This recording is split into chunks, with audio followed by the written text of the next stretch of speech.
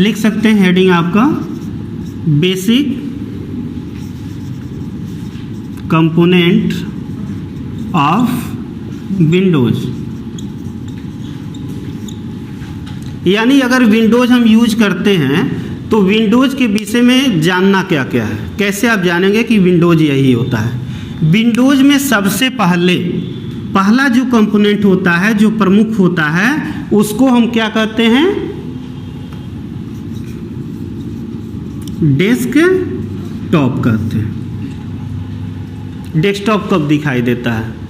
जब आप कंप्यूटर को संचालित करते हैं और चालू करते हैं तो आपके सामने मॉनिटर स्क्रीन पर जो प्रथम पृष्ठभूमि सामने आती है उसी को क्या कहते हैं, डेस्कटॉप कहते हैं। भूलेगा नहीं ना, इसको क्लियर रखना है। डेस्कटॉप क्या है? कंप्यूटर के ऑन होते ही, चालू होते ही जो मॉनिटर स्क्रीन पर प्रथम पृष्ठभूमि आती है उसी को हम क्या कहते हैं, डेस्कटॉप कहते हैं। दूसरा बैकग्राउंड। बैकग्राउंड क्या होता है? जब हमारा कंप्यूटर ऑन होकर के डेस्कटॉप सामने आता है उसके दौरान आप चाहें तो उस डेस्कटॉप पर एक अलग डिजाइन अपनी इच्छानुसार आप लगा सकते हैं। तो उस डेस्कटॉप पर जो कुछ भी हम बैकग्राउंड लगाते हैं, जो पृष्ठभूमि लगाना चाहते हैं, उसी को क्या कहते हैं, बैकग्राउंड कहते हैं। इतना तो आप लोग जानते हैं। नहीं जानते होंगे तो अच्छे समझ लीजिएगा कि कंप्यूटर के ऑन होते ही जो मॉनिटर स्क्रीन पर जो प्रथम पृष्ठभूमि आती है, प्रथम पृष्ठ आता है, उसी को क्या कहते हैं, डेस्कटॉप कहते हैं। और डेस्कटॉप पर इच्छानुसार जिस ग्राफिक्स, जिस डिजाइन को आप लगाना चाहते हैं और जो लगाते हैं उसी को क्या कहते हैं, बैकग्राउंड कहते हैं। अब बैकग्राउंड के बाद तीसरा नंबर क्या आता है? तीसरा नंबर जो होता है आता है टास्क बार। ये टास्क बार क्या होती है? ये आपका मान के चलिए मॉनिटर है। मॉनिटर के डेस्कटॉप पर सबसे नीचे एक ये पतली पट्टी शो होती है जो एक्टिव प्रोग्राम को प्रदर्शित करती है कि हमारे सामने जो कि कौन से प्रोग्राम एक्टिव हैं, चल रहा है। एक्टिव प्रोग्राम समझ रहे हैं ना, यानी वह प्रोग्राम जो हमारे साथ साथ चल रहा है या फिर करंट हमारे कंप्यूटर में इंस्टॉलेड है या फिर जिसका हम प्रयोग बहुत ज़्यादा करते हैं, वो सभी क्या हैं, एक्टिव प्रोग्राम होते हैं, एक्टिव एप्लीकेशन होते हैं। तो ये सभी चीज़ें हमारे डेस्कटॉप के नीचे, यानी कि ये डेस्कटॉप हो गया तो डेस्कटॉप के नीचे जो पतली पट्टी दिखाई देती है इसी को क्या कहते हैं, टास्क बार कहते हैं। टास्क बार को थोड़ा सा और डिस्क्राइब करते हैं दूसरा ग्राफिक्स बना के। ये आपका टास्क बार है, क्लियर। टास्क बार के दो भाग होते हैं, एक होता है लेफ्ट और एक होता है राइट। इसको कहते हैं टास्क बार। और टास्क बार के राइट भाग को हम कहते हैं नोटिफिकेशन एरिया। Notification area. और दूसरे को क्या कहते हैं, स्टार्ट बटन। ये हमारा इस साइड में होता है। तो टास्क बार ये सबसे नीचे दिखाई देता है कि नहीं दिखाई देता है? तो इसको हम दो भागों में बांटते हैं। पहला क्या है, स्टार्ट बटन, और दूसरा होता है नोटिफिकेशन एरिया। और इसमें एक्टिव प्रोग्राम दिखाई देता है। एक्टिव मतलब क्या, जो करंट पोजीशन में प्रोग्राम चल रहे होते हैं उसका यहाँ पे एक लोगो आपके सामने दिखा देता है। इसी को एक्टिव प्रोग्राम कहते हैं। समझ में आ रहा सबको? चलिए, तो डेस्कटॉप आपने समझा, बैकग्राउंड समझा, टास्क बार समझा, और चौथे नंबर पे आते हैं हम लोग फाइल पे। ये विंडोज बेस का है सारे फीचर्स। अब फाइल कहते किसे के हैं, एग्जाम्पल के माध्यम से समझाएं या फिर संज्ञा बता दें आपको। एग्जाम्पल देखिए, क्योंकि आजकल की दुनिया जो है विस्तार पे ज़्यादा ध्यान देती है। देखिए, अगर आप कंप्यूटर चलाते हैं, चलाते वक्त आपने बहुत सारा प्रोग्राम या फिर बहुत सारे निर्देश आपने कंप्यूटर में लिखा, और इन केस फ्यूचर में आप ये चाहते हैं कि जब हम कल फिर पढ़ने आवें तो ये हमारा जो मैटर है वह दिखाई दे दे। तो अगर फ्यूचर केस के लिए आप करेंट डाटा को कंप्यूटर में सुरक्षित करना चाहते हैं, कंप्यूटर में सेव करना चाहते हैं, कंप्यूटर में रखना चाहते हैं, तो उसे क्या करते हैं, किसी नाम विशेष से कंप्यूटर में सेव कर देते हैं। और जब किसी नाम विशेष से कंप्यूटर में सेव हो जाता है तो उसी को क्या कहते हैं, फाइल कहते हैं। समझ में आया? यानी यह कह सकते हैं कि करेंट पेज पर क्रिएट किए गए डाटा को किसी नाम विशेष से सुरक्षित करने की जो प्रक्रिया होती है उसी को क्या कहते हैं, फाइल कह सकते हैं। एक और भाषा समझ लीजिए, निर्देशों के समूह को जब किसी नाम विशेष से व्यक्त करते हैं तो उसको हम क्या कहते हैं, फाइल कहते हैं। एज लाइक दिस, थोड़ा सा एक और विस्तार कर देता हूँ। अगर किसी जगह पे एक व्यक्ति खड़ा है तो आप क्या कहते हैं, एक आदमी खड़ा है, एक बच्चा खड़ा है, एक लड़की खड़ी है, यह बोलते हैं। लेकिन उसी स्थान पे ऐसी संख्याएं हो जाए जहां पर हम संभव रूप से गिन नहीं सकते, या फिर गिन सकते हैं तो 2 या 2 से अधिक जहाँ पे लोगों की संख्याएं होती हैं वहाँ पे लोग क्या कहते हैं, जनता खड़ी है, पब्लिक खड़ी है, लेकिन नाम नहीं देते कि इतने लोग खड़े हैं, है ना। तो उसी तरह से जब हम कंप्यूटर के किसी पेज पर निर्देशों को लिखते हैं कीबोर्ड, कंप्यूटर के कीबोर्ड माउस के माध्यम से, तो लिखने के बाद अगर उस डाटा को हम चाहते हैं कल भी मिले तो किसी नाम से क्या करते हैं, सुरक्षित कर देते हैं। और जब उसे हम सुरक्षित कर देंगे और कल भर आएंगे तो उसे हम फाइल के रूप में पा जाएंगे। और वही जब फाइल हमारे सामने खुल के आता है तो पूरी मैटर कल वाला हमारे सामने दिखाई दे देगा। क्लियर है? तो फाइल किसे कहते हैं, निर्देशों के समूह को किसी नाम विशेष से व्यक्त करना फाइल कहलाती है। क्लियर? अगला होता है फोल्डर। फोल्डर क्या है, इसे छोटी भाषा में समझ लें, छोटे शब्दों में, कि फाइल के समूह को जब किसी स्थान पे रखा जाता है तो उस स्थान को क्या कहते हैं, फोल्डर कहते हैं। उदाहरण के तौर पे अगर आपके घर पे मूंगफली रखना है, मूंगफली तो आप लोग जानते होंगे क्या होता है, ये खाया जाता है, फेंका जाता है, खाने और फेंकने दोनों वाला है।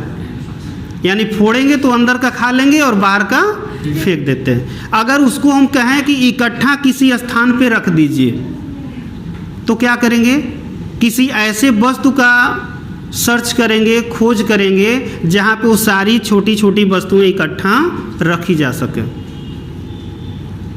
यानी कि एक डब्बे का खोज करेंगे, उस डब्बे में सारे को इकट्ठा रख देंगे, जब चाहेंगे तब उसमें से निकाल लेते हैं। इस प्रकार से हमारा होता है फोल्डर, यानी कि फाइल के समूह को हम फोल्डर के नाम से जानते हैं। उदाहरण भी देख लीजिए, कंप्यूटर में हम बहुत सारा काम करते हैं।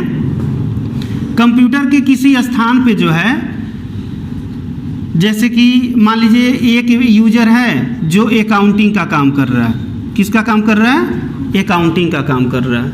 और एक ऐसा आदमी है जो ट्रैवलिंग का काम कर रहा है, ट्रैवलिंग प्रोसेस क्या है, जैसे कि यात्रियों का टिकट निकालना। और अकाउंटिंग का काम क्या हो गया, जो सारे मैनेजमेंट को देखना।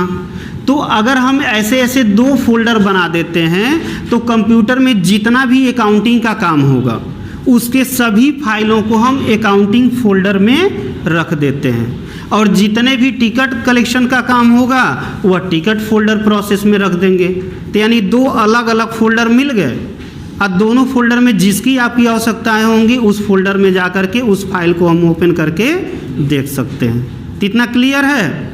चलिए, तो ये हो गया आपका desktop, background, task bar, file और फोल्डर। और सबसे महत्वपूर्ण जो कंपोनेंट है वह अब आपके सामने आ रहा है। क्या आता है? अगला जो कंपोनेंट होगा, छठा नंबर महत्वपूर्ण, जिसे हम कहते हैं रिसाइकल बिन। ये विंडोज की जो है सबसे प्रमुख और अंतिम विशेषता है। क्या हो सकता है? Recycle bin. इसको कंप्यूटर में जो है इस रूप में दिखाया जाता है, यानी इसे हम कचरा पेटी भी कह सकते हैं। अब कचरा पेटी क्या होती है?